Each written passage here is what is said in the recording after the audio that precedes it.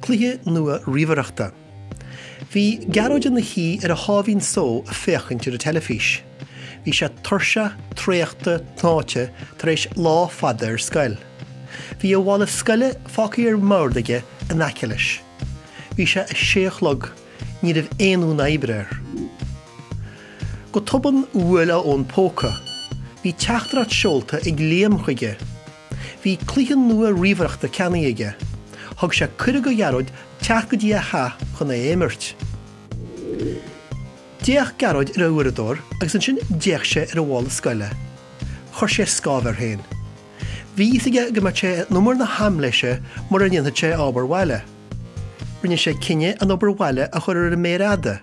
Rís sé chuig teach líam ar luas lasra. Cha Liam agus Mícheál ráhar a chnaig i gimmert cluichí riomhaireachta. Hannig achar san dánearthú agus dórda sin pizza. Bhí sé ar win na muice. Bhí dearmad glanteanta ag Mícheál ar an obair bhaile. Lí máthar bhíhiilear. Déifre sí go Mícheál an rón obair bhaile diantaige. Ní móna sásta bhí sí nuair a dúirt sé nach rá. Déifre sé dí an bhéta sé fanat i 10 líam 5 nóiméad eile, artúir tí leis teachta bhaile ar a buinte boise.